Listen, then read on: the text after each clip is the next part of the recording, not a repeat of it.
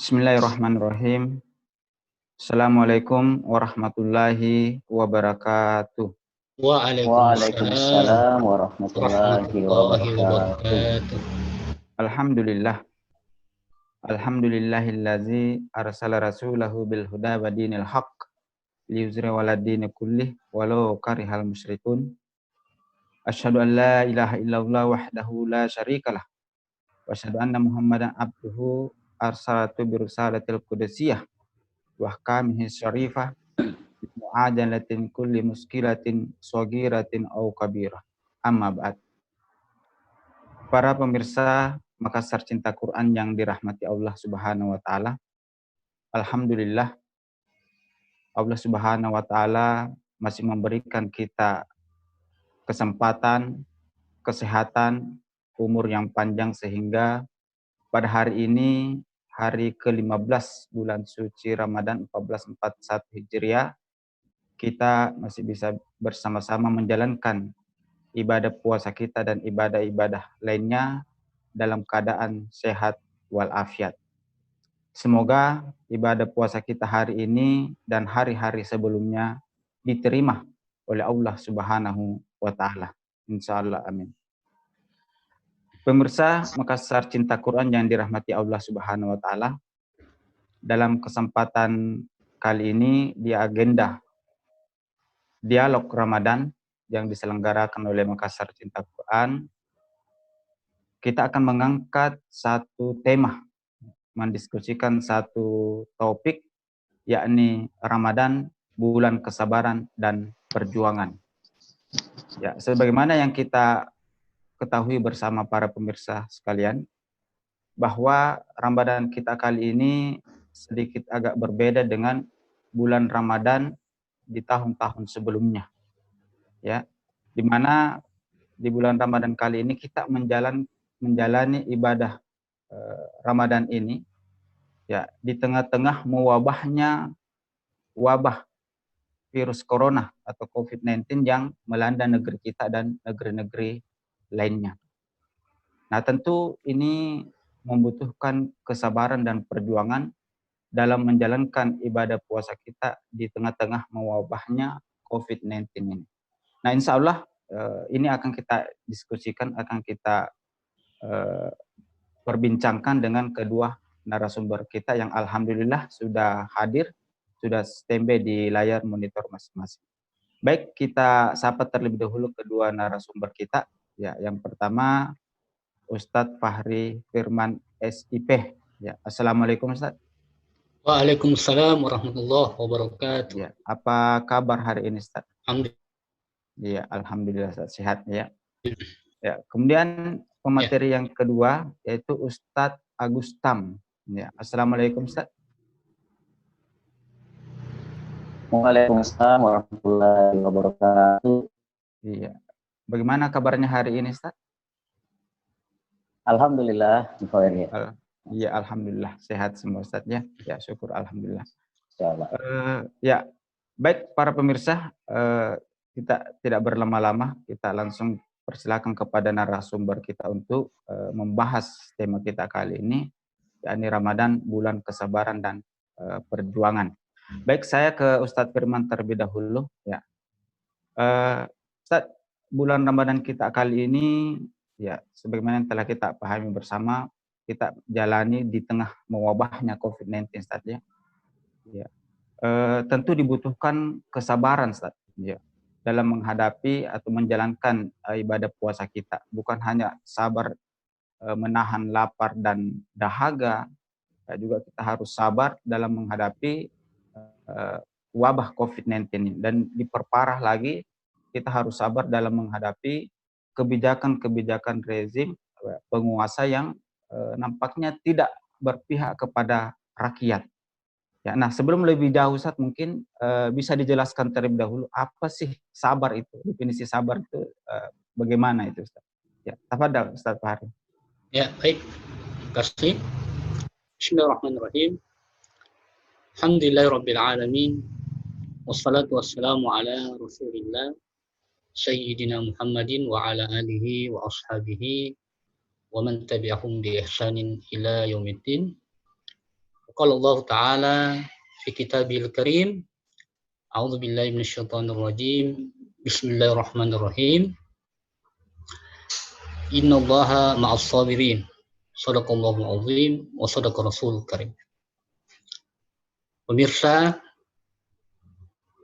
nonton kajian kita pada kesempatan ini, yaitu berkenaan dengan Ramadan sebagai tempat untuk kita bersabar dan berjuang. Kita dilatih di bulan suci yang mulia ini untuk bagaimana bisa bersabar dan berjuang dengan kesabaran itu. Ya, segala puji hanya bagi Allah, salawat dan salam senantiasa tercurah kepada Rasulullah Muhammad SAW. Sabar, sesungguhnya kalau kita ingin lihat secara lugawinya, ya, secara bahasa itu berasal dari akar kata sobaro yusbiru, yang berarti adalah menahan. Jadi menahan ini secara lugawi atau secara bahasa. Nah, kemudian lebih jauh secara istilah itu, yaitu bagaimana kita menahan dari segala sesuatu yang bisa kemudian bisa mengakibatkan kita melakukan hal-hal yang tidak baik di luar itu. Ya, menahan dari apa? Hal-hal yang kemudian bisa mendatangkan mudarat. Ya, kemudian kita menahan diri dari hal-hal yang bisa merugikan kita. Maka sikap sabar ini tentu maknanya lebih luas. Tapi pada intinya bahwa kesabaran itu adalah sikap diri, ya, mampu mengendalikan diri kita, ya, mampu menahan hawa nafsu kita untuk kemudian diselaraskan sesuai dengan tuntunan syariat. Nah, sehingga memang sangat relevan ketika kita mengaitkan dengan bulan puasa, di mana bulan puasa ini dikenal banyak istilah. Ya, ada yang mengatakan bahwa ini adalah syahrul Quran, ada yang mengatakan syahrul syam. Nah, salah satunya adalah bahwa Ramadan ini adalah syahrul as-sabr, yaitu bulan yang di dalamnya kita dilatih untuk bersabar, tentu sesuai dengan tuntunan syariah itu sendiri. Nah, seperti itu yang kemudian kalau kita ingin sekilas mengetahui bahwa sabar itu sesungguhnya adalah sikap menahan, ya, adalah cerminan dari ketaatan kita kepada Allah Subhanahu wa taala, yang tentu semua itu diarahkan semata-mata untuk meraih derajat takwa yang kita inginkan di penghujung daripada bulan suci Ramadan ini, dan kita berharap itu bisa bertahan 11 bulan berikutnya setelah melatih diri kita dengan sikap sabar itu. Ya, seperti itu. Ya. Ya, jadi sabar itu dari definisi bahasanya itu menahan diri, Ustaz, ya, dari makan dan minum, Ustaz, ya. Sementara dari segi istilah tadi bisa menahan diri dari hal-hal yang membatalkan dan puasa, Ustaz. Beberapa hal lagi bahwa kesabaran itu sendiri dibagi menjadi 3. Ya, yang pertama itu sabar dalam apa istilahnya ini, dalam ketaatan kepada Allah Subhanahu wa taala. Ya. Kemudian kita sabar dalam ini menghadapi musibah. Ya. Kemudian kita sabar dalam menjauhi maksiat. Ya. Maka 3 sabar ini tercermin dari gambaran sabar seorang mukmin. Ya, ketika dia ingin mengimplementasikan nilai-nilai kesabaran itu dan ditempa di bulan suci Ramadan ini. Ya. Iya. Oh, jadi sabar itu dibagi 3 kategori, Ustaz, ya. Ya. Baik, Ustaz. Lalu apa kaitan atau hubungan sikap sabar ini dengan bulan suci Ramadan, ya? Sehingga kenapa dikatakan kemudian bulan Ramadan itu salah satu istilahnya syahrus sabar, bulan kesabaran. Kaitannya seperti apa itu, Ustaz? Ya, yang menarik bahwasanya sikap sabar ini kalau kita ingin kaitkan dengan konteks puasa, ya, yang ada sekarang ini, di mana di bulan suci Ramadan ini kita menahan segala sesuatu yang bisa membatalkan puasa, maka disitulah kita melihat bagaimana sabar ini bisa diwujudkan dalam bentuk amaliyah. Ya, karena ibadah puasa sendiri itu adalah perbuatan yang memang secara langsung berkaitan dengan amal zohiriyah ya. Ya, pengamalan kita secara zohir, yaitu dengan menahan dari makan dan minum, kemudian tidak berhubungan di siang hari. Nah, ada hal yang menarik kalau kita perhatikan di sini,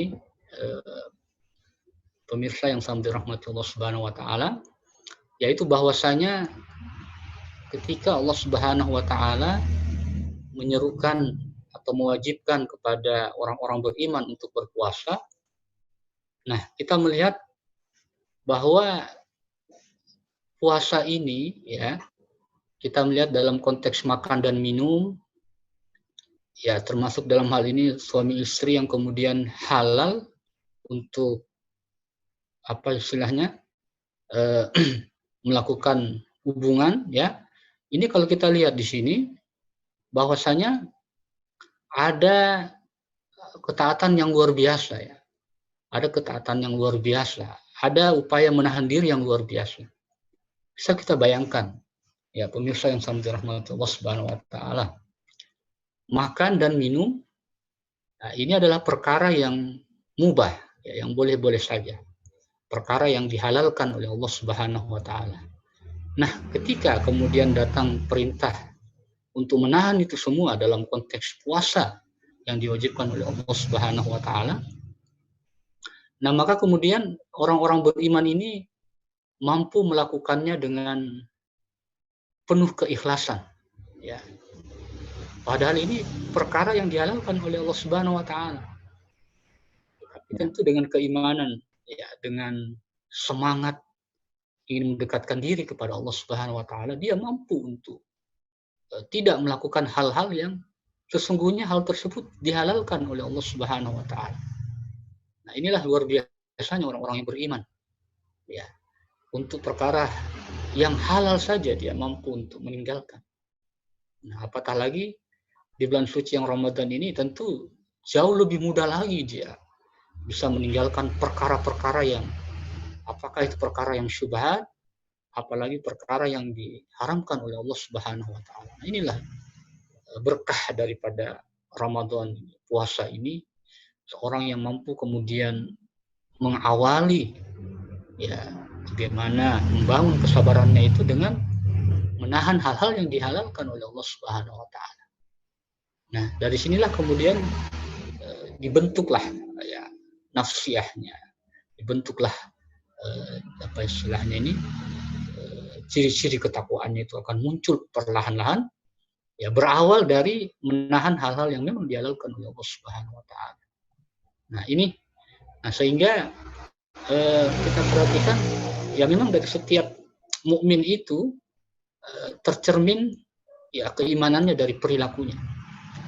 Nah, perilaku itu muncul ketika diaplikasikan dalam amal perbuatan. Nah, salah satunya yaitu dengan menahan diri ini tidak makan dan tidak minum. Dan inilah efek atau kaitan yang sangat terlihat ya. Ketika Ramadan ini datang, ya seorang beriman itu betul-betul mampu menjalankan syariat itu dengan cara tidak kemudian memperturutkan hawa nafsunya dan semata-mata betul-betul ingin taat kepada Allah Subhanahu wa taala melalui ibadah puasa yang selama sebulan penuh dijalankan. Ya, seperti itu ya, sepertinya. Ya. Ya, baik Ustaz. Jadi bulan Ramadan ini adalah bulan melatih kesabaran kaum muslimin Ustaz ya. Karena di bulan Ramadan ini jangankan yang haram Ustaz ya, yang halal saja seperti makan dan minum di siang hari ya, yang sebenarnya boleh ya mubah, ternyata bisa kita tinggalkan, apalagi yang haram ya, seperti itu Ustaz ya. Jadi intinya bulan Ramadan ini adalah bulan tempat kita melatih kesabaran ya. Baik Ustaz, saya ke pemateri yang kedua ya, Ustaz Agustam lagi ya. Baik Ustaz, jadi selain bulan Ramadan ini diistilahkan Saharus Sabar, bulan kesabaran. Bulan Ramadan ini juga diistilahkan dengan Saharul Jihad, ya, atau bulan perjuangan, ya. Nah, bisa dijelaskan mungkin Ustaz, kenapa kemudian bulan Ramadan ini diistilahkan atau dinamakan bulan perjuangan atau Saharul Jihad? Ya, tafadhal Ustaz Agus Salam. Baik, terima kasih Ustaz Ridwan atas kesampayannya. Baik, alhamdulillahirrabbilalamin, salatu wassalamu ala asyrafil anbiya wal mursalin, sayyidina Muhammadin wa ala alihi wa ashabihi ajmain, amma ba'd. Puji syukur kepada Allah Subhanahu wa taala, salawat dan salam kepada Nabi Muhammad sallallahu alaihi wasallam dan sahabat-sahabat serta keluarga beliau. Ramadan disebut sebagai bulan kesabaran dan juga bulan perjuangan. Jadi ini sesuatu yang memang tidak bisa kita pisahkan, ya. Jadi sebagaimana tadi setelah dijelaskan oleh Ustadz Fahri, bagaimana kemudian Ramadan itu kita maknai sebagai bulan kesabaran. Nah, ternyata di dalam kita bersabar menjalani puasa itu memang membutuhkan juga yang namanya perjuangan. Jadi bagaimana kita menahan hal-hal yang tadinya halal di luar bulan Ramadan.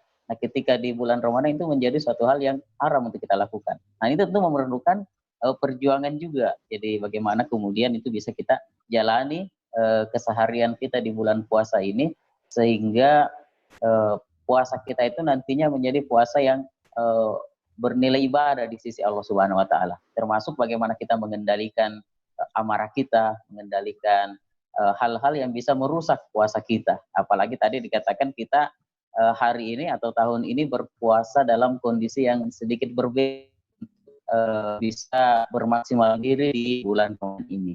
Nah, selain Rasulullah Shallallahu Alaihi Wasallam sebagai panutan kita, suri teladan kita, dan juga para sahabatnya telah mencontohkan kepada kita Islam bagaimana kemudian menjadikan puasa itu bukan sebagai penghalang untuk melakukan aktivitas ibadah di dalamnya. Bahkan banyak peristiwa-peristiwa penting yang terjadi di bulan Ramadan itu justru dilaksanakan atau dilakukan oleh umat Islam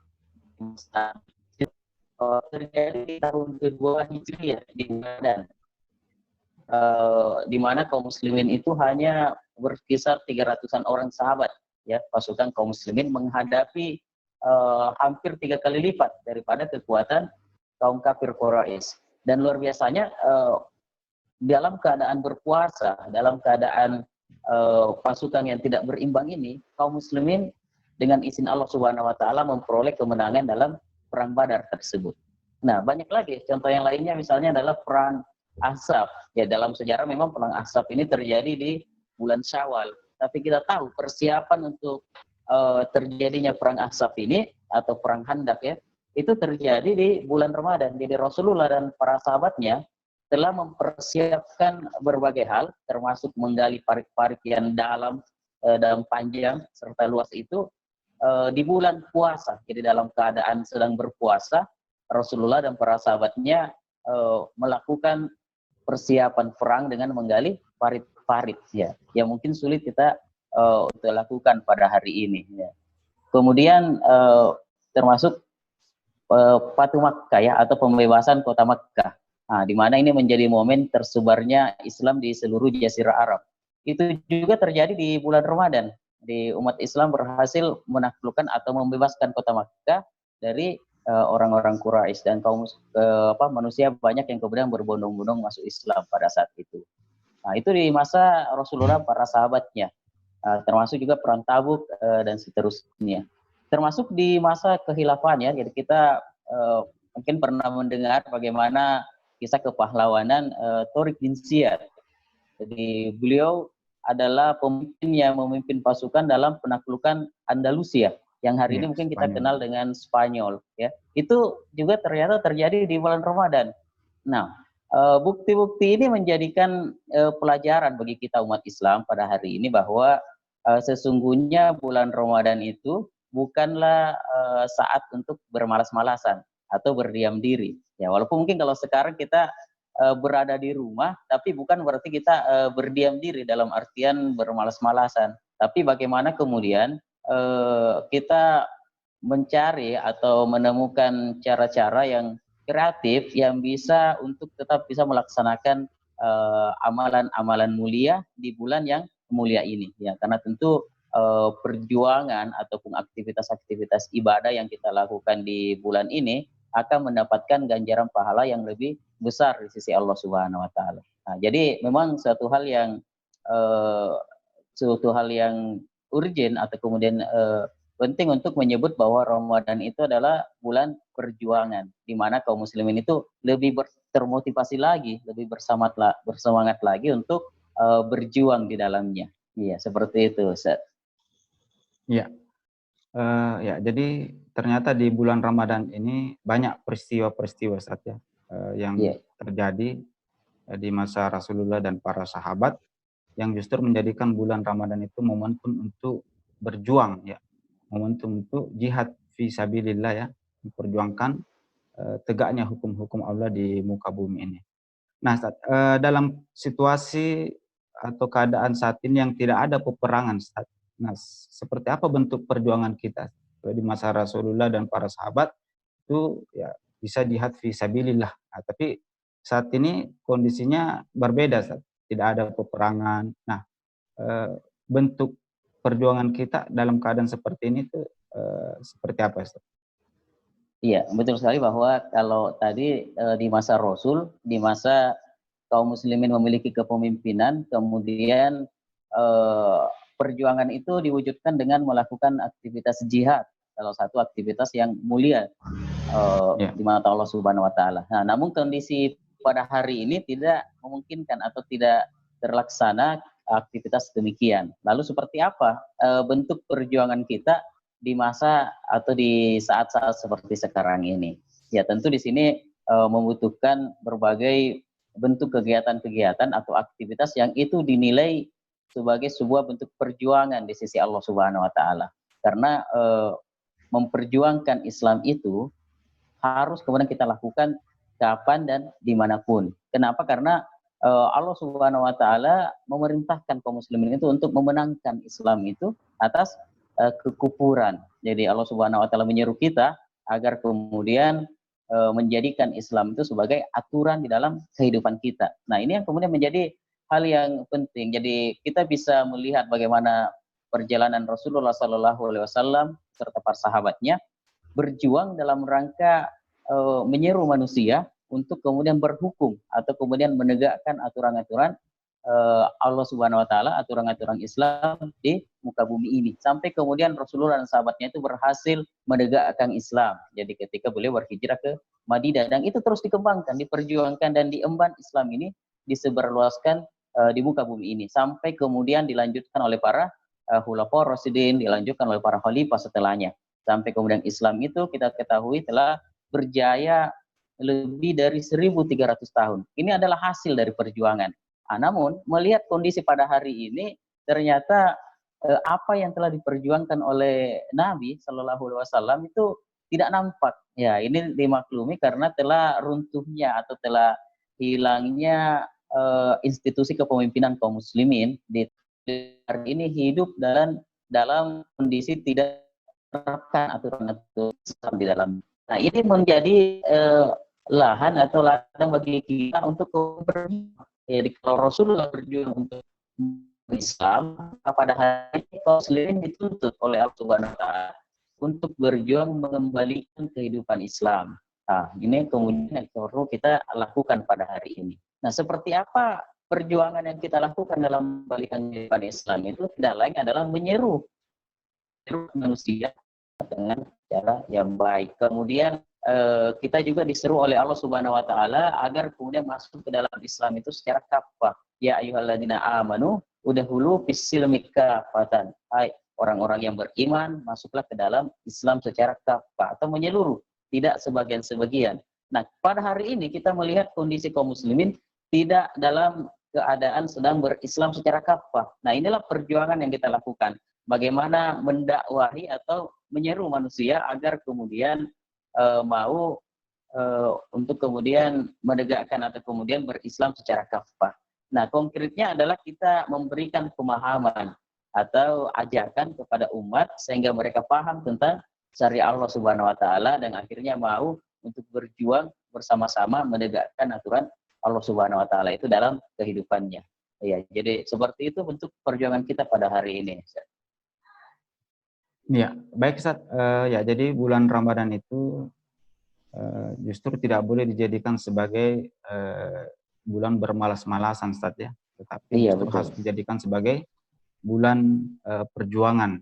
Nah, bentuk perjuangan kita di saat situasi seperti ini, di tengah-tengah aturan-aturan Allah itu dicampakkan, diterlantarkan, maka bentuk perjuangan kita adalah menyeru kepada umat, ya, menyampaikan kepada umat, mengedukasi kepada umat tentang wajibnya menerapkan Islam secara kafah, secara menyeluruh, Ustaz ya. Ya, baik Ustaz, ya saya ke Ustaz Fahri kembali, ya. Ya, ada juga pendapat seperti ini Ustaz Fahri, ya, bahwa sabar itu ikhlas menerima keadaan, ya. Kita sering mendengarkan statement seperti itu, ya, bahwa sabar itu adalah ikhlas menerima keadaan, ya.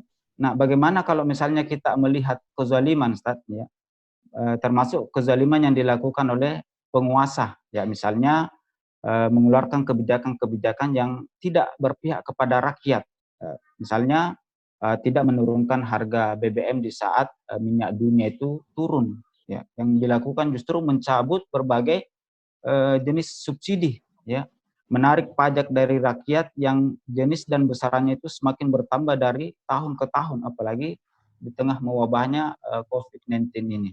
Nah, ketika kita melihat kezaliman seperti itu, apalagi yang dilakukan oleh penguasa, apakah kita harus bersabar, ya, karena mereka mengatakan bahwa ini adalah takdir Allah, ya. Nah, apakah sabar ini masuk kategori sabar, Ustaz? Diam, menerima keadaan apa adanya, ya, termasuk melihat kezaliman, ya, pasrah seperti itu, Ustaz. Apakah seperti ini masuk kategori sabar, Ustaz? Ya, tafadhal. Baik. Pemirsa yang sangat dirahmati oleh Allah Subhanahu wa taala, tentu sikap sabar yang dituntut oleh syariah ini sejalan dengan apa yang kemudian termaktub di dalam Al-Quran itu sendiri, ya. Allah Subhanahu wa taala berfirman, A'udzubillahi minasyaitonirrajim, ya ayyuhallazina amanu ista'inu bis-sabri was-salah innallaha ma'as-sabirin. Ya, wahai orang-orang yang beriman, ya, jadikanlah sabar dan salat itu sebagai penolong. Sesungguhnya orang bersama orang-orang yang bersabar. Nah, berangkat dari ayat ini, tentu kesabaran ini adalah kesabaran yang sejalan dengan tuntunan dan tuntutan syariah itu sendiri. Nah, seperti apa kemudian kesabaran itu, khususnya ketika kita menyikapi berbagai macam bentuk kezaliman, ya, yang terjadi, maka sikap sabar yang harus muncul di sini tentu adalah sikap sabar yang kembali ke pemahaman syariat itu sendiri, yaitu bagaimana kita diminta untuk sabar, tetapi sikap sabar itu harus dibarengi dengan ikhtiar. Ya, dalam artian kita tidak boleh bersikap fatalis, pasrah, atau bersikap apa istilahnya menerima keadaan begitu saja, ya. Kemudian kita berpangku tangan, ya, tidak melakukan apa-apa. Maka yang sebenarnya yang dibutuhkan di sini adalah kesabaran yang sifatnya aktif. Ya, kita bersabar, menahan diri dari segala sesuatu yang bisa mendatangkan mudarat atau bisa memperbesar, memperparah keadaan itu, ya, tentu dibarengi dengan upaya-upaya maksimal untuk bagaimana kita bisa keluar dari persoalan. Nah, tadi setidaknya disebutkan kebijakan-kebijakan yang secara zahir kemudian bisa mendatangkan penderitaan di tengah rakyat.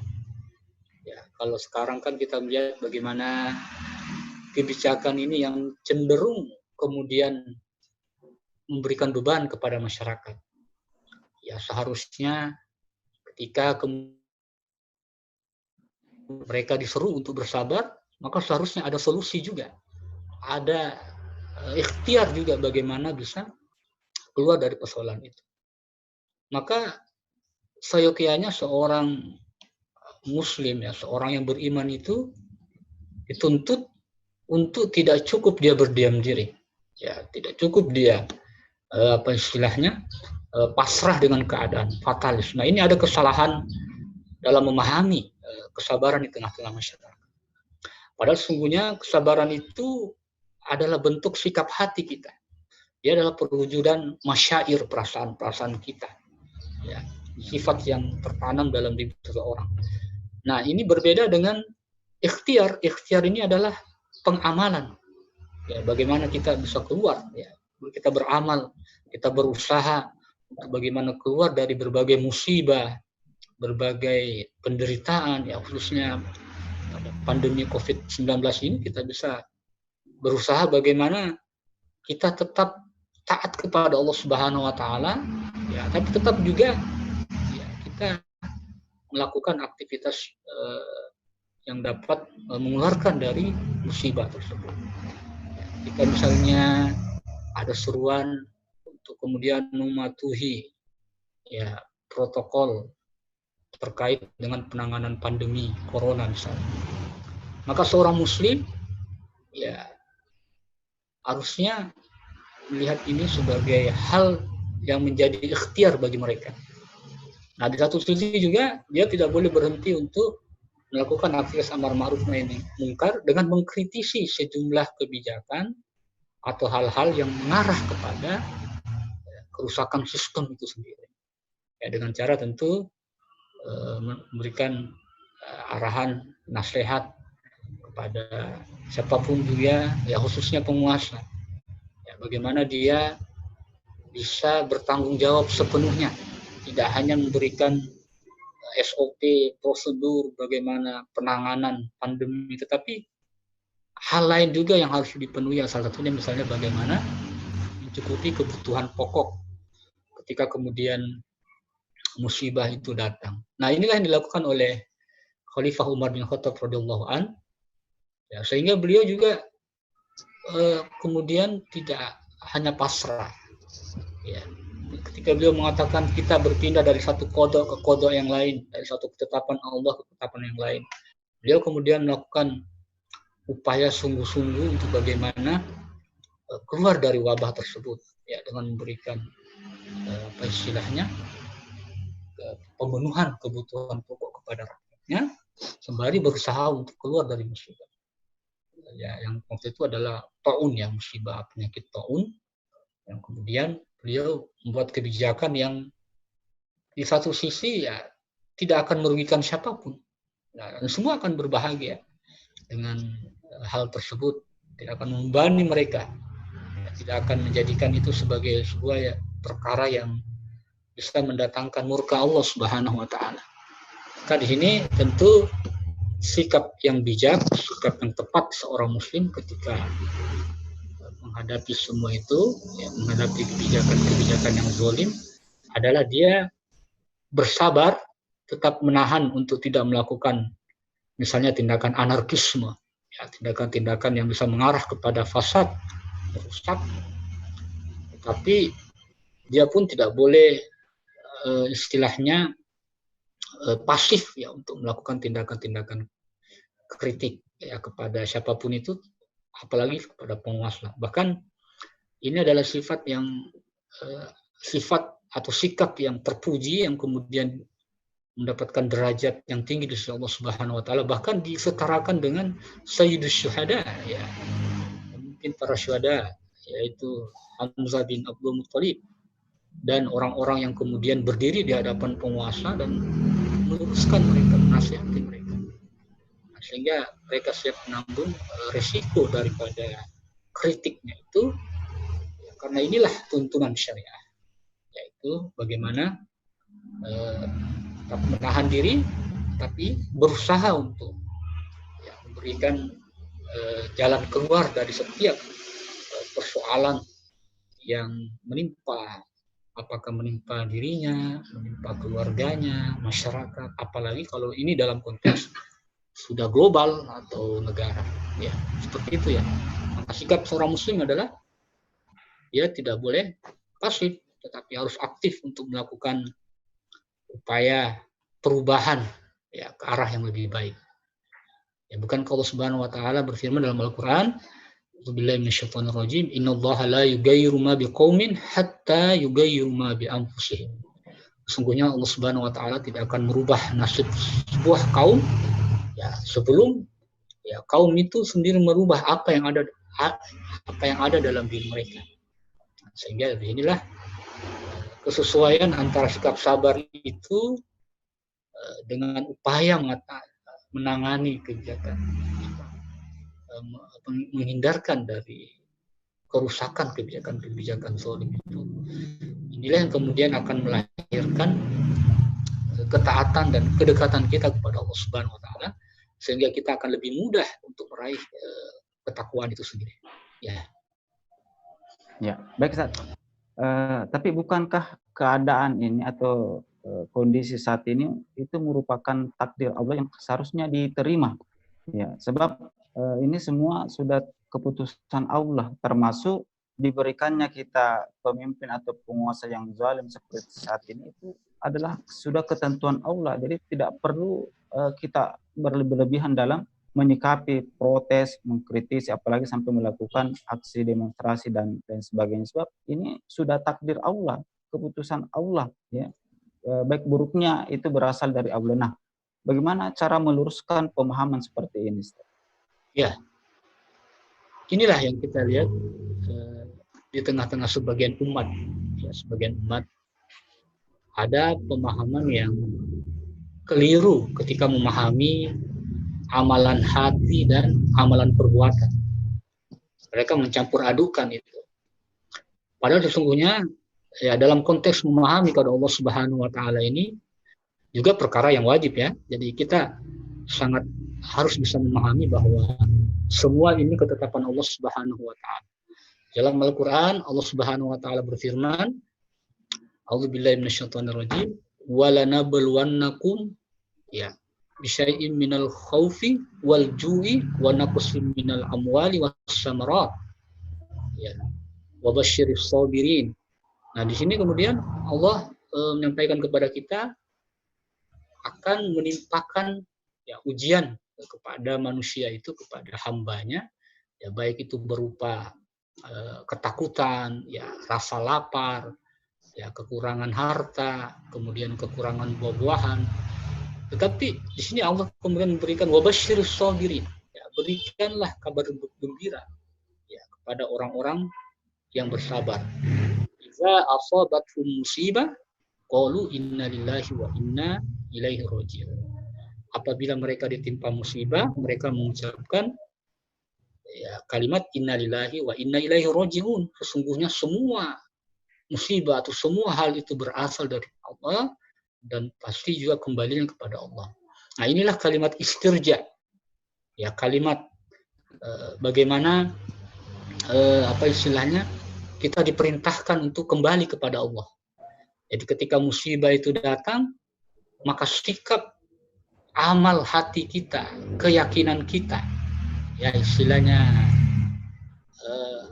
sikap mental seorang muslim itu adalah menerima itu sebagai ketetapan Allah. Ya, kita harus memahami itu ketetapan Allah Subhanahu wa taala yang tentu ada berbagai macam hikmah di balik ketetapan itu. Nah, ini adalah satu perkara. Nah, sementara perkara yang lain yang juga harus dipahami kaum muslimin bahwa di satu sisi Allah juga menuntut seorang muslim itu ya tidak hanya bersikap pasrah. Nah, di sini masuk pada wilayah amaliyah. Nah, disinilah berlaku ya hukum syara di sini. Yaitu salah satunya adalah kewajiban amar ma'ruf nahi munkar. Allah Subhanahu wa taala memerintahkan kepada siapapun untuk melakukan aktivitas amar ma'ruf nahi munkar. Nah, salah satunya itu dalam bentuk dakwah. Ya, ataupun dalam bentuk kritikan, ya, bahasanya nasihat atau tausiah lah, ya, mungkin lebih halusnya tausiah atau bentuk kasih sayang kita ya seorang muslim kepada muslim yang lainnya adalah dengan memberikan masukan solusi apa yang tepat, jalan keluar seperti apa yang harus dilakukan oleh seorang muslim ketika menghadapi. Maka aktivitas di sini adalah aktivitas yang berada pada wilayah lain, yaitu pada wilayah amaliyah yang nanti akan dimintai pertanggungjawaban oleh Allah Subhanahu wa taala. Kullu nafsin bima kasabat rahina. Bahwa setiap dari amalan perbuatan kita itu akan dimintai pertanggungjawaban oleh Allah Subhanahu wa taala. Justru kalau kita bersikap berdiam diri, nah maka ini juga akan menjadi tanda tanya besar kelak di akhirat. Ya, mengapa wahai engkau hambaku, mengapa engkau berdiam diri ketika engkau menyaksikan kerusakan di mana-mana? Bukankah aku telah menurunkan syariat untuk memperbaiki ya, dan untuk merubah semua hal tersebut. Nah ini, dan kalau ini seperti ini juga terjadi, maka di sisi lain ya, pada aspek dunia, maka penguasa atau siapapun yang mengeluarkan kebijakan zalim itu seolah-olah mengatakan, wah berarti umat setuju ini dengan kebijakan zalim yang saya lakukan ini. Nah ini akan semakin memperparah situasi. Justru ini seolah-olah adalah sinyal dukungan dari umat, wah kalau begitu saya akan membuat kebijakan-kebijakan yang lain ya, yang justru itu merugikan bagi seluruh umat manusia. Ya bukan hanya muslim saja. Nah ini, kalau tidak kita melakukan upaya-upaya yang serius untuk bagaimana merubah pemahaman kaum muslimin, kemudian melakukan aktivitas dakwah amar ma'ruf, mengingatkan, melakukan muhasabah lil hukam, ya, mengoreksi setiap kebijakan penguasa yang zalim, maka inilah bentuk dari sikap seorang muslim yang betul-betul mengamalkan syariat, yaitu dengan dakwah bil lisan, ya, menyampaikan secara lisan, ya, dakwah dengan sesuatu yang mampu memberikan solusi, ya, bukan dakwah yang semakin memperkeruh suasana, adu domba, mengintimidasi, ya, meneror dan sebagainya. Tapi bagaimana mampu melahirkan solusi untuk kebaikan semua. Ya, bukankah Islam itu untuk sebagai rahmatan lil alamin, ini kebaikan bagi seluruh alam.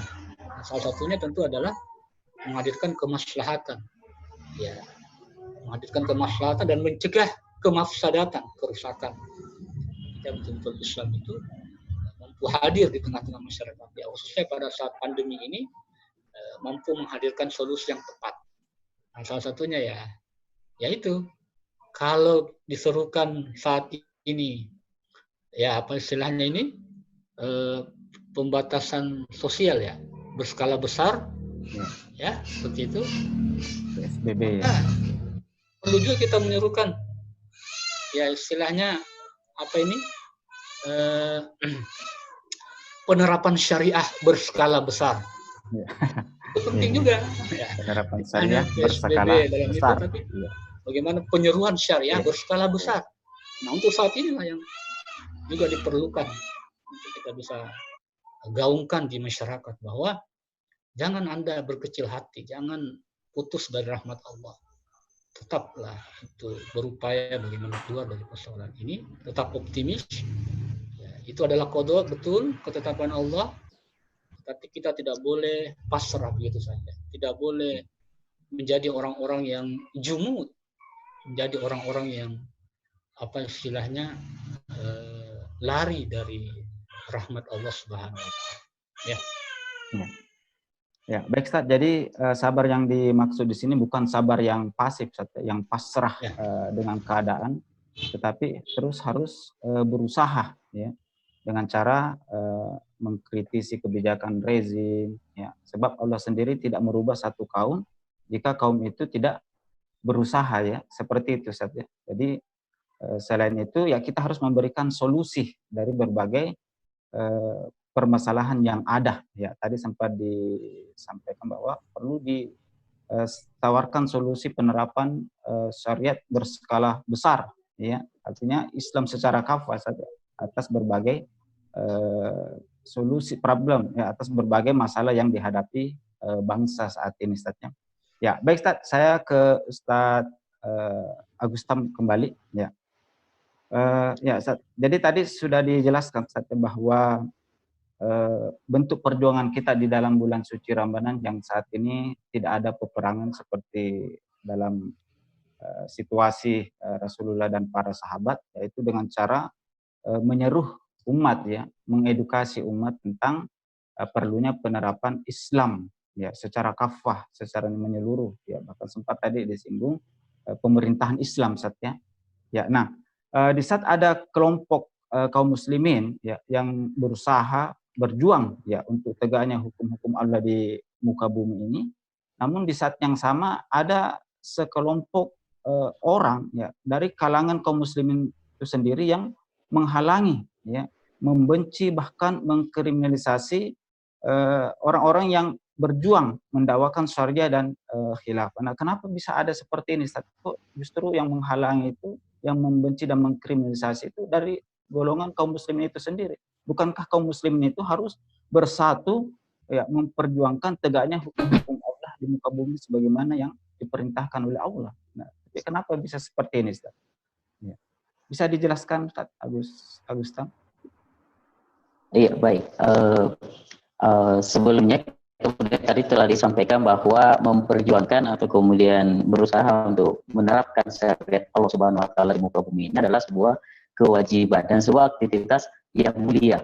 Ya, di mana Allah Subhanahu wa taala memerintahkan kita, Allah Subhanahu wa taala berfirman kita diperintahkan dalam salah satu surah Ali Imran ayat 110, kuntum khairu ummat ukhrijat linnas ta'muruna bil ma'ruf wa tanhauna 'anil munkar wa tu'minuna billah. Jadi di situ ada aktivitas yang kemudian ma'ruf dan mencegah dari kemungkaran. Nah, itulah yang dilakukan orang-orang beriman kepada Allah Subhanahu wa taala. Nah, dalam rangka mereka umat terbaik tersebut agar kemudian melakukan ma'ruf nahi munkar itu dengan jamaah. Itu menjadi aktivitas yang lebih aktif ya. Ya Allah Subhanahu wa taala memerintahkan kita walakum ummatu yad'una khair wa ya'muruna bil ma'ruf wa yanhauna 'anil munkar wa ulaika muflihun. Jadi hendaklah ada di antara kamu, di antara ini segolongan umat, segolongan kaum yang menyeru pada kebaikan, mencegah yang ma'ruf dan kemungkaran, dan adalah orang-orang yang beruntung ke Allah Subhanahu wa taala. Di sini seperti itu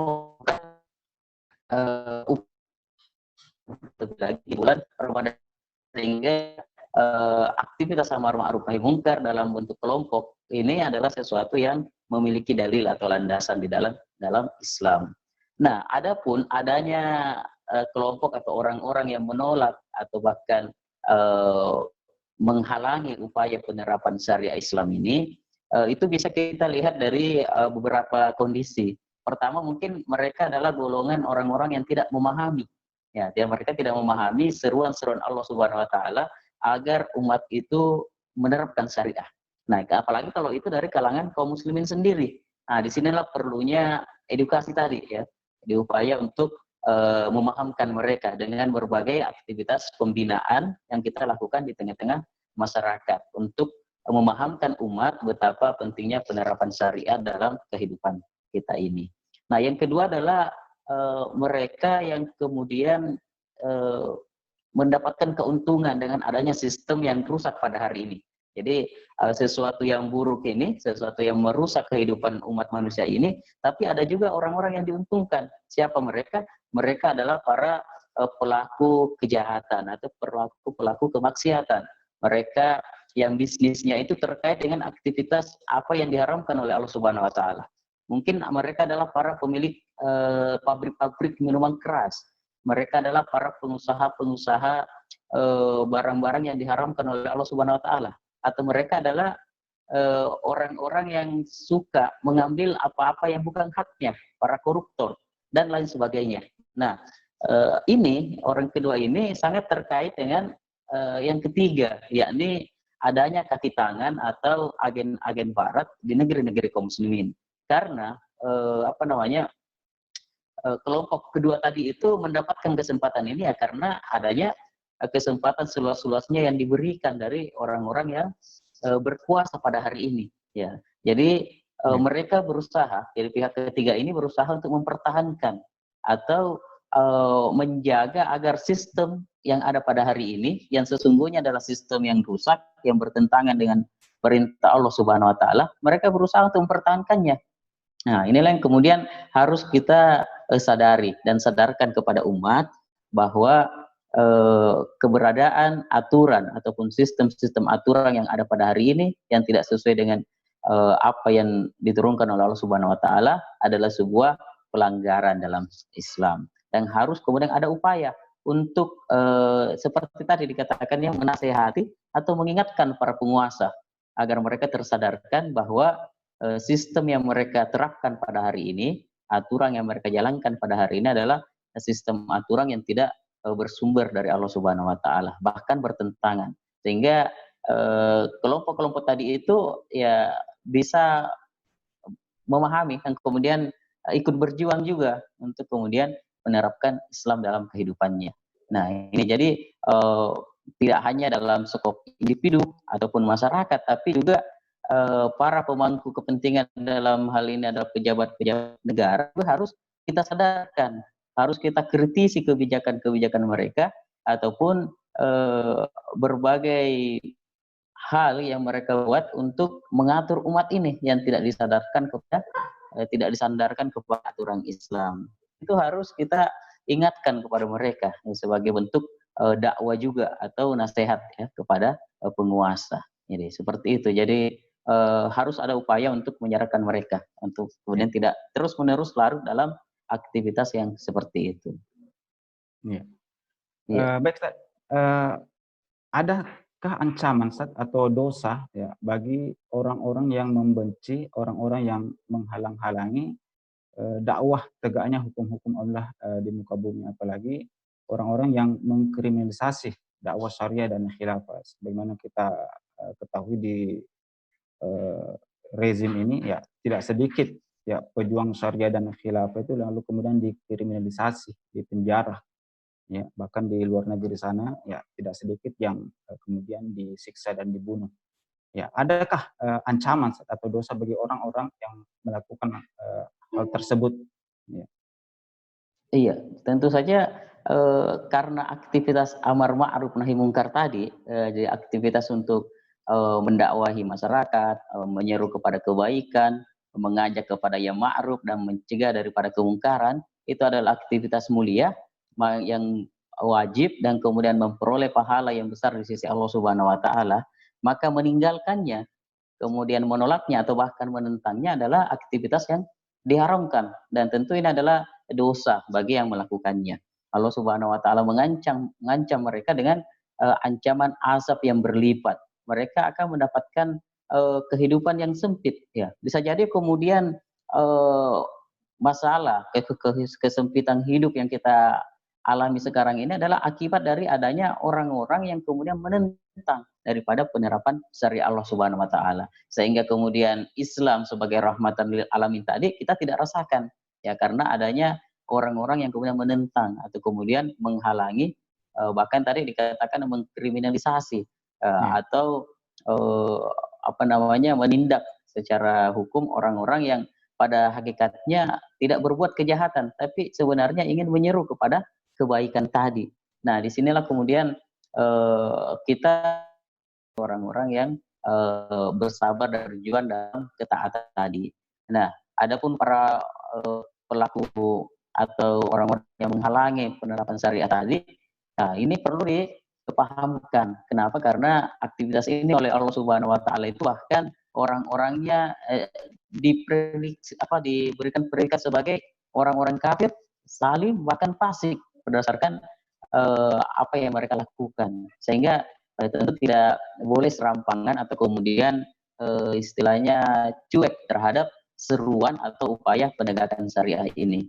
Nah, kaum muslimin bagaimana sikapnya? Harus kemudian bersikap menerima atau mereka mendengar dan kemudian mentaati daripada seruan tersebut, yakni mendukung untuk kemudian penerapan Islam di dalam kehidupannya. Ya, seperti itu. Jadi mereka diancam dengan ancaman yang berat. Mereka akan di akhirat kelak akan merugi gitu. Jadi tentu tidak ada apalagi kebaikan bagi orang-orang yang kemudian mendapatkan azab atau kemudian merugi di akhirat ketika bertemu dengan Tuhannya, seperti itu. Ya, jadi sangat disayangkan Ustaz ya, karena ada ya sekelompok orang dari kaum muslimin itu sendiri yang justru membenci, menghalangi dan mengkriminalisasi dakwah penegakan syariah dan khilafah ini. Padahal ternyata ancaman bagi orang-orang yang menghalang itu luar biasa ya, diancam oleh Allah Subhanahu wa taala dengan siksa yang amat pedih Ustaz ya. Ya, baik Ustaz, saya ke Ustaz Firman lagi ya. Ya, Ustaz Firman, ya alhamdulillah Ustaz, kalau kita melihat kaum muslimin ya dalam bulan Ramadan ini ya, meskipun berada dalam kondisi mewabahnya COVID-19 di negeri kita ini, tetap senantiasa taat ya, dan sabar dalam menjalankan ibadah puasa dan ibadah-ibadah lainnya, termasuk meninggalkan berbagai bentuk kemaksiatan yang dapat merusak ibadah puasa. Ya.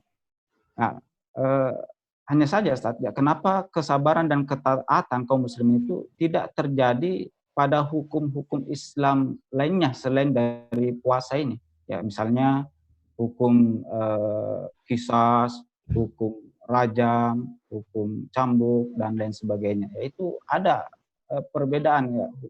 Perintah puasa dijalankan sementara perintah-perintah yang lain seperti qisas itu kok tidak dijalankan padahal sama-sama perintah. Ya, kenapa seperti itu, Ustaz? Ya, baik. Pemirsa Makassar Cinta Quran yang sangat dirahmati Allah Subhanahu wa taala. Ini adalah perkara yang dilematis ya, bahwa satu sisi ada ketaatan yang luar biasa pada perkara-perkara spiritual, ya, perkara-perkara ubudiyah. Sementara di sisi lain tidak ada ketaatan atau kepatuhan pada perkara-perkara hukum-hukum Islam yang lain yang juga secara syariat semua itu adalah hukum-hukum Allah Subhanahu wa taala. Ya, khususnya juga perkara yang berkenaan dengan muamalah, ya, dengan berdebat, ya, bisa di Ustaz, suaranya agak kecil Ustaz. Bisa di volumenya. Suaranya agak kecil Ustaz kedengaran. Baik. Sistem sanksi, kemudian kita melihat juga di tengah masyarakat ini banyak mengabaikan hal-hal yang sifatnya mendasar bagi kehidupan mereka, pengaturan sosial,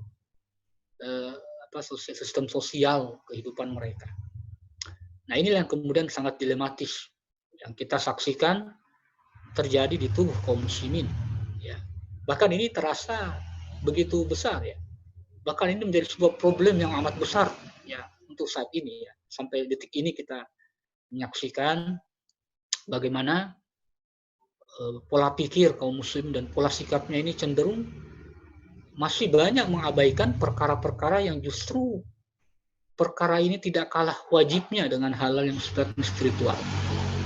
Nah, memang kita sangat memahami bahwa karakter seorang muslim itu berbeda di setiap orang, ya, tidaklah sama. Ya, karakter keimanan, ketaatan itu berbeda-beda. Ya, ada yang kemudian ketika sekali saja disuruh oleh Allah Subhanahu wa taala untuk melaksanakan kewajiban, maka dia akan sesegera mungkin untuk bergegas melaksanakan kewajiban itu sesuai dengan kemampuan yang dia miliki. Man istata'tum, kemampuan yang dimiliki. Dan Allah pun tidak akan membebani suatu kaum atau hambanya itu melebihi dari apa yang tidak bisa dia lakukan. Ya, auzubillahi minasyaitonirrajim, la yukallifullahu nafsan illa wus'aha. Ya, jadi Allah tidak akan membebani, mentaklif, memberikan beban hukum kepada hambanya melebihi dari kapasitas kemampuan. Seorang muslim itu wajib untuk kemudian mendengar dan taat kepada perintah Allah dan menjauhi apa yang dilarang oleh Allah Subhanahu wa taala. Nah, sehingga di dalam Al-Qur'an Allah Subhanahu wa taala berfirman, A'udzubillahi minasyaitonirrajim. Bismillahirrahmanirrahim. innama qaulul mu'minuna idza du'u ila Allahi wa rasulahu qalu sami'na wa ata'na. Ya, jadi ketika kemudian perkataan seorang mukmin ketika ya mendengarkan seruan dari Allah dan Rasulnya adalah ya bagaimana mereka mengatakan sami'na wa ata'na, kami taat dan kami mendengar dan kami taat ya Allah, bukan sami'na wa asaina, kami dengar tapi kami mengabaikan. Ya. Maka tentu seorang mukmin itu berbeda dalam hal ini. Nah, olehnya itu kita akan menemukan fakta di lapangan, ada yang taat kepada Allah Subhanahu wa taala untuk hal-hal yang sifatnya spiritual, tapi ada juga yang mengabaikan hal-hal yang sifatnya fundamental, yaitu berkenaan dengan hukum-hukum Allah Subhanahu wa taala yang lain. Nah, apa yang kemudian menyebabkan ini terjadi?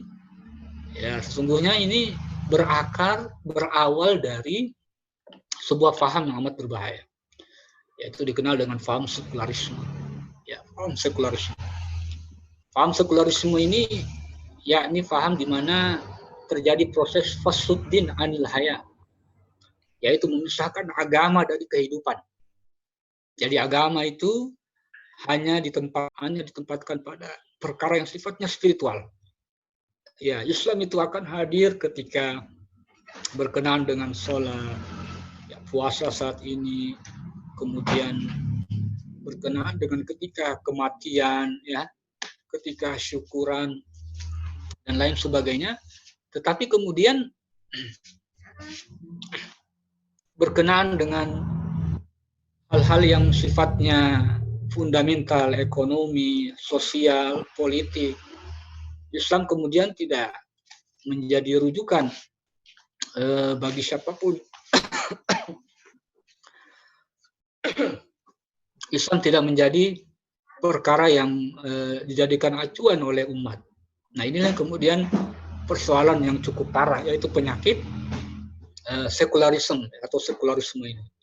Nah, inilah yang menjadi PR besar bagi kita, yaitu penyakit sekularisme, yaitu pemahaman yang memisahkan agama dari kehidupan, sehingga dari sini kemudian kaum muslimin mengalami berbagai macam keterpurukan, ya, berbagai macam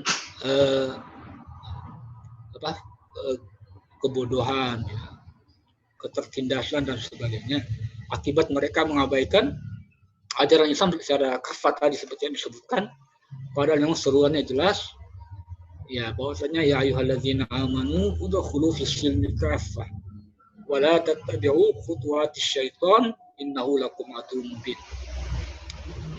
Wahai orang-orang yang beriman, masuk Islamlah kalian secara keseluruhan. Ya, jangan engkau mengikuti langkah-langkah syaitan, karena sesungguhnya syaitan itu adalah musuh yang nyata bagi kalian. Nah, inilah kenyataan yang kita saksikan yang sangat miris di tengah-tengah umat.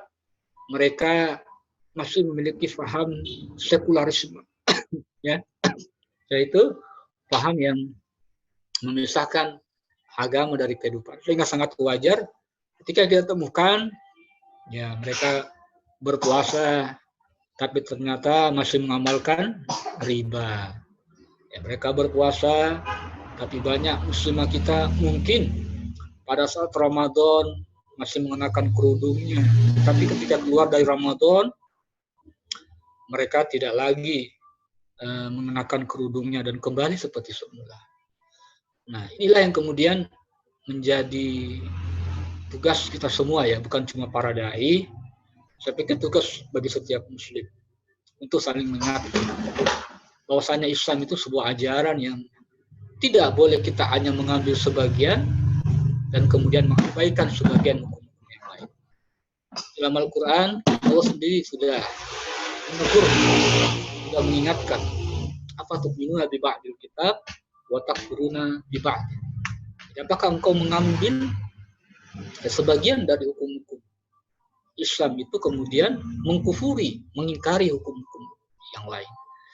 Dan ini oleh Allah Subhanahu wa taala tentu ancaman, ya, yang diberikan ini sangat berat. Ya, sangat berat. kepada siapapun yang kemudian mengabaikan perkara ini.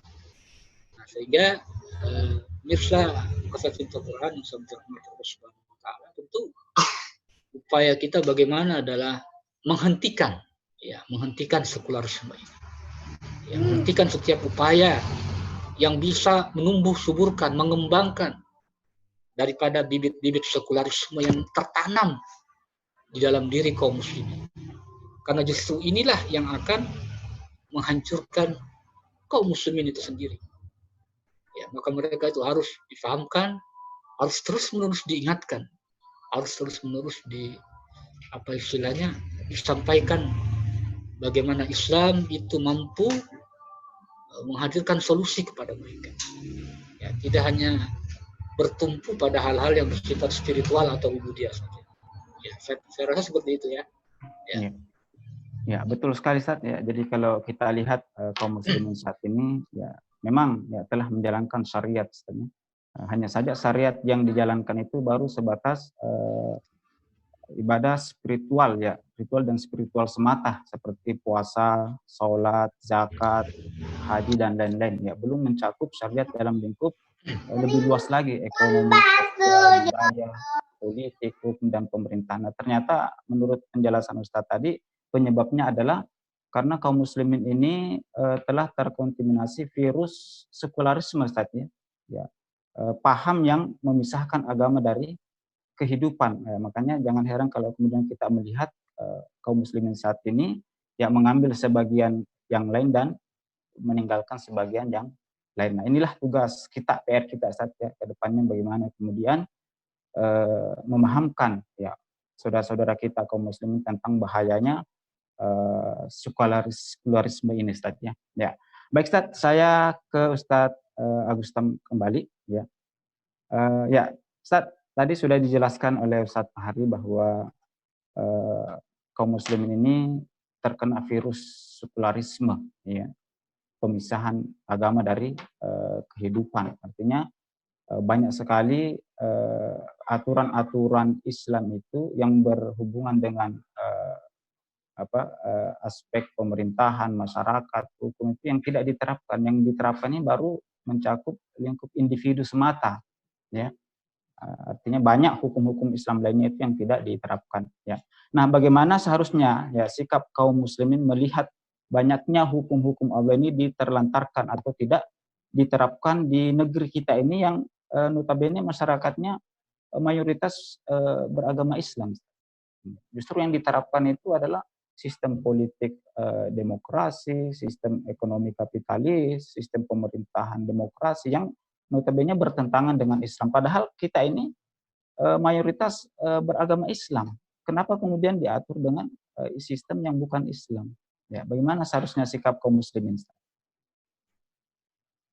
Ya, silakan Ustaz Agustam. Yang menarik tadi ya, ternyata umat Islam dan juga dunia pada hari ini di samping mereka menghadapi COVID-19 yang beberapa bulan ini mewabah di seluruh dunia menjadi perhatian seluruh umat di dunia, ternyata juga ada virus yang kemudian telah lama menjangkiti umat Islam ya, sebagaimana tadi disebutkan ya, ini virus sekularisme tadi, pemisahan agama dari kehidupan atau menjadikan agama dalam hal ini ajaran-ajaran Islam hanya diterapkan dalam hal-hal yang sifatnya individual dan kemudian meninggalkan dalam kehidupan umum.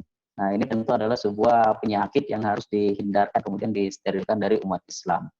Nah, sejatinya umat Islam itu sebenarnya adalah umat yang taat kepada Allah Subhanahu wa taala.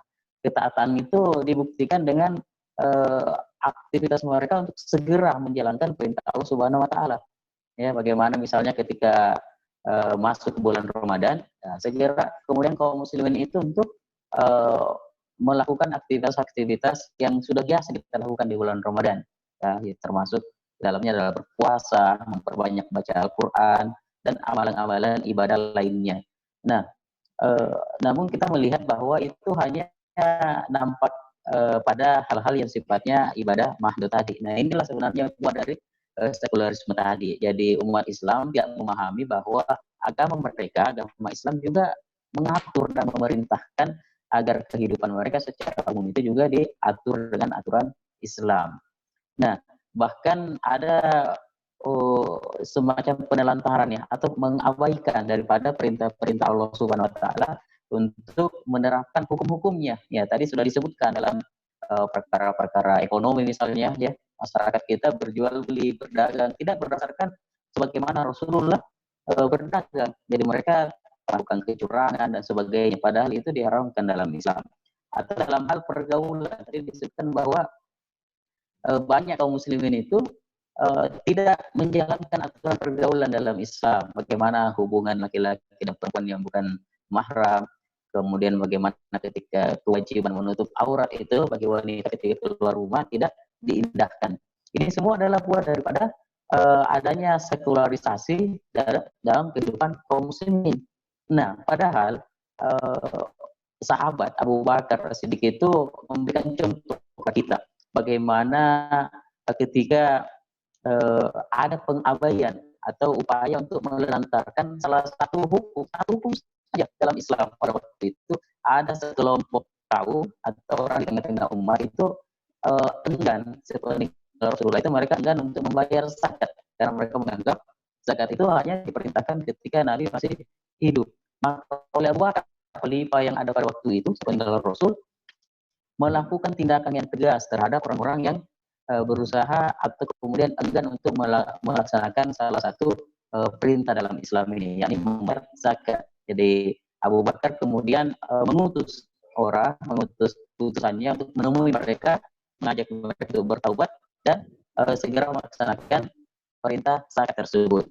Nah, ketika mereka menolak dan bahkan menelantarkan atau mengabaikan perintah Allah ini, Abu Bakar tidak segan-segan untuk memerangi mereka sampai kemudian mereka kembali kepada syariat Allah Subhanahu wa taala. Nah, ini adalah sebuah pelajaran bagi kita bagaimana sikap para sahabat ketika melihat ada pengabaian daripada hukum-hukum Allah Subhanahu wa taala itu. Ya, jadi sikap kaum muslimin itu seharusnya adalah bersegera untuk melaksanakan ketika mereka disuruh kepada hukum-hukum Islam. Jadi Allah Subhanahu wa taala berfirman dalam surah Ali Imran ayat 133 itu, wasari'u ila maghfiratin min rabbikum wa jannatin arduha samawati wal ardu uiddat lil muttaqin. Dan bersegera kamu kepada ampunan dari Tuhanmu dan kepada surga yang seluas langit dan bumi yang disediakan untuk orang-orang yang bertakwa. Ayat ini menyeru kepada umat itu untuk bersegera kepada ampunan Allah, yakni agar mereka memperoleh ampunan itu dengan menjalankan syariahnya. Apa balas bagi orang-orang yang menjalankan syariat itu adalah surga yang seluas langit dan bumi. Nah, itu hanya disediakan untuk orang-orang yang bertakwa, yakni orang-orang yang patuh kepada perintah Allah Subhanahu wa taala. Itu. Jadi banyak ya hal yang kemudian bisa kita contoh dari kehidupan para sahabat juga ketika mereka mendapati adanya pengabaian ataupun upaya untuk menelantarkan daripada hukum-hukum Allah Subhanahu wa taala. Bagaimana seorang khalifah menindak satu kaum, yakni kaum Yahudi yang coba-coba untuk menistakan atau kemudian mengganggu kehidupan kaum muslimin ya dengan mengganggu kaum wanita yang ada di pasar. Tidak tanggung-tanggung khalifah ini mengirimkan pasukan yang untuk mengusir mereka hanya dengan diganggunya salah seorang wanita di antara muslimah itu. Nah, pada hari ini kita melihat tidak hanya kaum muslimin yang dinistakan, bahkan ajaran Islam itu banyak yang dinistakan dan dikriminalisasi. Nah, ini tentu membutuhkan kesadaran bagi kita semua, kesadaran dari umat ini untuk segera membela dan memperjuangkan daripada syariat Allah Subhanahu wa taala agar penodaan ataupun kemudian pengabaian termasuk dalam penistaan tadi itu tidak terus-terus terjadi terhadap umat ini dan juga terhadap syariat Allah Subhanahu wa taala. Ya, jadi seperti itu. Jadi harus ada upaya untuk menyadarkan umat, kemudian bersatu untuk bersama-sama agar kemudian penistaan ini tidak terus berlanjut ataupun kemudian pengabaian terhadap syariat Allah Subhanahu wa taala ini tidak terus-terus terjadi dan kaum muslimin bisa hidup dalam kehidupan yang dirahmati oleh Allah Subhanahu wa taala, yakni di dalam kehidupan yang diterapkan syariah dalam kehidupannya itu di muka bumi ini. Iya, menarik sekali Ustaz. Jadi sikap kaum muslimin seharusnya ketika diseru ya kepada ajaran Islam, syariat Islam, maka sikapnya harus sami'na wa ta'na saja, ya, bersegera untuk menjalankan ya perintah-perintah Allah secara kafah, secara menyeluruh. Nah, itulah tugas kita Ustaz ya, untuk menyampaikan ke saudara-saudara kita yang mungkin saat ini belum memahami ya perintah penerapan syariat Islam secara kafah, dan mungkin belum memahami bahwa mereka itu terkontaminasi dengan paham-paham sekularisme tadi, paham yang memisahkan agama dari kehidupan, sehingga tidak sedikit saudara-saudara kita yang menganggap telah melaksanakan syariat Islam, padahal itu baru sebatas ibadah spiritual ya, ritual dan spiritual, ibadah menghadap saja ya. Baik Ustaz, kita sudah berada di penghujung acara ya. Mungkin ada yang ingin disampaikan sekaligus closing statement ya. Saya persilakan ke Ustadz Fahri terlebih dahulu ya. Silakan Ustaz, closing statement. Baik, Mirsa Makassar Cinta Quran yang sama dirahmati Allah Subhanahu wa taala, bahwa Ramadan sebagai salah satunya dalam hal ini adalah Syahrus Sabar ya, bulan kesabaran, dan Syahrul Jihad ya, bulan perjuangan. Maka seorang mukmin harus memetik hikmah yang begitu mendalam, mengambil pelajaran dari setiap peristiwa-peristiwa yang menguji mereka ya, baik itu yang mereka alami saat ini dengan adanya musibah yang Allah Subhanahu wa taala tetapkan sebagai qada, bagi ketetapan bagi ya siapapun ya, baik mukmin maupun non mukmin ya. Maka semua itu tentu dibutuhkan sikap yang bijak ya, sikap yang mencerminkan pengamalan syariat itu sendiri ya, termasuk juga bisa membedakan mana hal-hal yang berkenan dengan wilayah yang sifatnya itu adalah keyakinan yang tidak terkait dengan amal, dan mana wilayah yang memang di situ kita dituntut untuk beramal dan tidak mencampur adukannya. Maka ketika Allah menetapkan ini sebagai qada, ketetapan, maka tentu seorang mukmin wajib ya untuk bersabar, ya, wajib untuk menahan dari segala sesuatu yang bisa mendatangkan hal yang lebih rusak lagi. Mereka wajib menahan diri. Nah, kemudian untuk hal-hal yang berkenaan dengan bagaimana pengamalan, kita diberikan kemampuan oleh Allah berkenaan dengan pengamalan sesuai dengan kemampuan kita, maka lakukanlah hal terbaik ya, dan mendatangkan kebaikan. Apalagi Islam memang memerintahkan kita untuk melakukan kebaikan sendiri, dan diperintah langsung oleh Zat yang Maha Baik, Zat yang Maha Sempurna, yang menciptakan syariat untuk manusia ya seluruh dunia ini.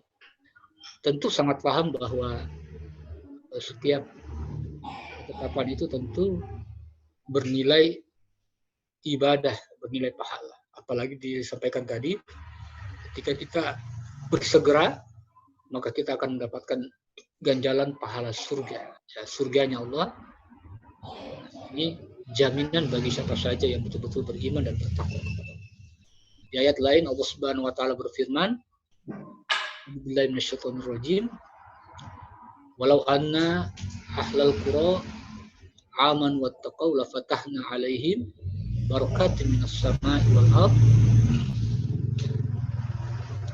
iddat lil muttaqin. Ya, jadi siapa saja ya.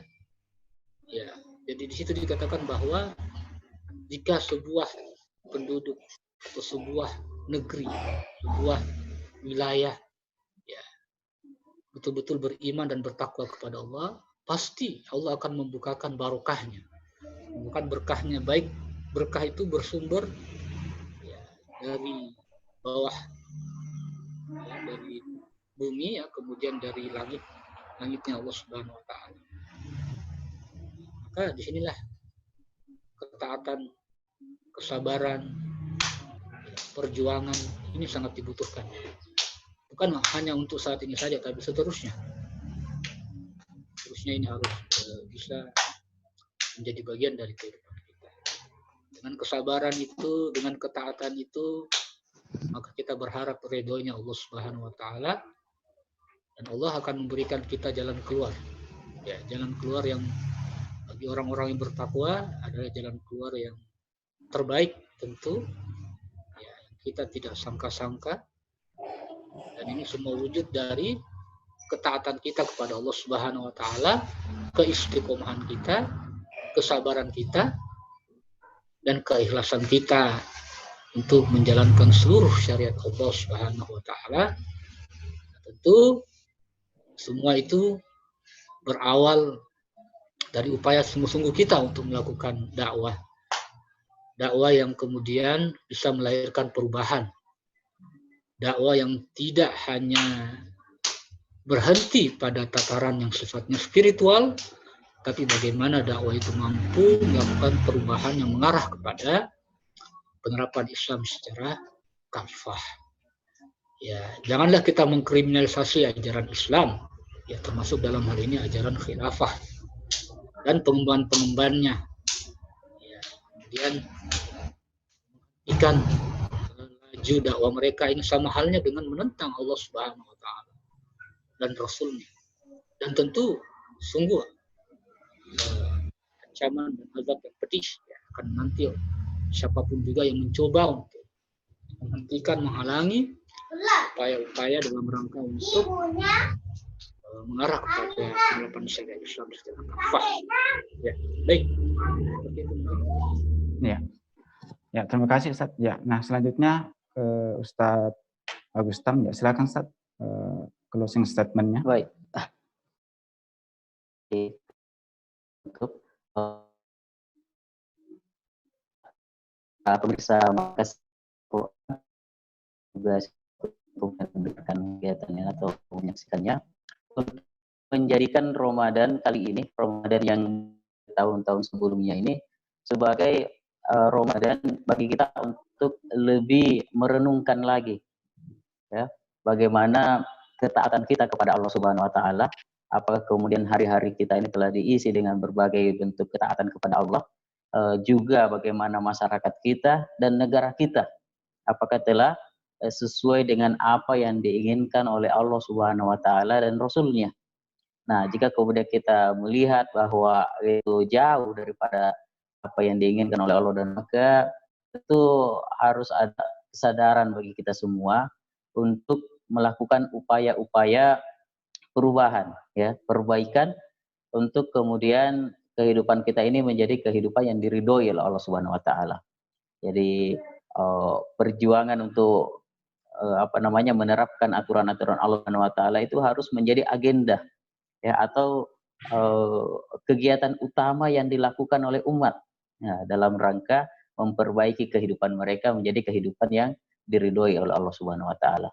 Ya, kita tidak lagi mau terkungkung terus-menerus dengan adanya sistem yang rusak, penerapan aturan-aturan yang tidak bersumber dari Allah yang menyebabkan kerusakan dalam kehidupan kita. Nah, karena itu jadikan Ramadan ini sebagai momentum untuk menyadarkan diri kita, menyadarkan keluarga kita, masyarakat, dan juga para pemimpin di negeri-negeri kita ini agar mereka mau kembali kepada syariat Allah Subhanahu wa taala, dan kelak, ya, ini menjadi Ramadan terakhir tanpa penerapan Islam secara kafah. Ya, mungkin demikian sebagai penutup dari saya. Iya, baik Ustaz. Para pemirsa Makassar Cinta Quran yang dirahmati Allah Subhanahu wa taala, alhamdulillah demikian tadi perbincangan kita dengan kedua narasumber kita, dan alhamdulillah luar biasa pencerahan yang disampaikan oleh kedua narasumber kita berkenaan dengan Ramadan itu sebagai bulan kesabaran dan perjuangan. Ya, nah kesimpulan yang bisa kita tarik dari perbincangan kita ini, yang pertama adalah sabar yang dimaksud di sini adalah sabar yang tidak pasif, ya, artinya pasrah dengan keadaan yang ada, tetapi harus tetap aktif dalam rangka beramar ma'ruf nahi mungkar, ya, menyeru kepada kebaikan dan mencegah kepada kemungkaran, ya, termasuk dalam hal ini menasehati, ya, mengkritisi kebijakan-kebijakan yang dilakukan oleh atau yang dikeluarkan oleh rezim saat ini. Ya, nah kemudian yang kedua, bulan Ramadan ini sebagai bulan untuk melatih kesabaran. Ya, artinya di bulan Ramadan ini kesabaran kaum muslimin itu dilatih. Ya, jangankan yang haram, yang halal saja kita diminta untuk meninggalkan. Ya, maka seharusnya momentum bulan Ramadan ini harus dijadikan untuk momentum untuk mewujudkan, ya, ketakwaan dan kesabaran tersebut dalam rangka bagaimana kemudian tidak hanya hukum-hukum yang berkaitan dengan puasa yang kita jalankan, tetapi juga hukum-hukum lainnya selain dari hukum-hukum puasa tadi. Dan bukan hanya taat pada saat di bulan Ramadan saja, tapi juga harus lebih taat setelah keluar dari bulan Ramadan. Ya, nah kemudian perjuangan yang harus dilakukan di saat situasi seperti ini, saat tidak ada peperangan, akan tetapi kita bisa melihat kondisi yang ada, hukum-hukum Islam ini banyak yang diterlantarkan, banyak yang dicampakkan, tidak diterapkan. Kaum muslimin hanya mengambil hukum-hukum yang berkaitan dengan ibadah mahda, ya, berkaitan dengan ritual dan spiritual semata. Nah, disinilah sebenarnya perjuangan kita di dalam bulan Ramadan ini, kemudian bagaimana menyeru kepada umat, mengedukasi umat agar supaya tidak hanya menerapkan hukum-hukum yang sifatnya individual itu saja, tetapi menerapkan, memperjuangkan tegaknya hukum-hukum Allah lainnya, ya, secara kafah, secara menyeluruh. Ya, sebab Allah memerintahkan, ya, sebagaimana dikutip tadi oleh Ustaz bahwa ya ayyuhallazina amanu udkhulu fisilmi kafah, ya. Allah memerintahkan kita untuk masuk ke dalam Islam secara kafah, secara menyeluruh, secara totalitas. Nah, hanya saja, ya, penerapan Islam secara kafah, secara menyeluruh atau secara totalitas itu nanti bisa terwujud ketika ada institusi yang menjalankan, ada institusi yang menerapkannya, yaitu khilafah. Ya, kaidah usulnya kan mal yatimul wajib illa bihi, bahwa wajib suatu kewajiban yang nanti sempurna pelaksananya jika ada sesuatu, maka sesuatu itu menjadi wajib. Artinya syariat Islam yang merupakan konsekuensi keimanan kita untuk diterapkan itu bisa terlaksana, bisa terrealisasi ketika ada khilafah, ya, yang menjalankan, maka memperjuangkan tegaknya khilafah itu adalah kewajiban setiap kaum muslimin. Olehnya itu mari, ya, kita kaum muslimin, ya, bersama-sama memperjuangkan tegaknya hukum-hukum Allah di muka bumi ini, insyaallah. Ya, demikian tadi pemirsa diskusi kita dengan kedua narasumber kita. Lebih dan kurangnya mohon dimaafkan, dan kepada kedua narasumber kami ucapkan jazakallahu khairan katsira wa jazakallahu ahsanal jaza. Baik pemirsa Makassar Cinta Quran, sebelum kita tutup kami sampaikan kembali bahwa dialog Ramadan ini insya Allah akan tayang kembali Jumat depan, ya, dengan jam yang sama, ba'da asar jam 4 insya Allah. Baik, kita tutup dialog Ramadan kita ini dengan membaca istighfar dan doa kafaratul majelis. Astagfirullahaladzim, subhanakallah wa bihamdik, asyhadu an la ilaha illa anta astaghfiruka wa atubu ilaik. Wassalamualaikum warahmatullahi wabarakatuh. Waalaikumsalam. Wah,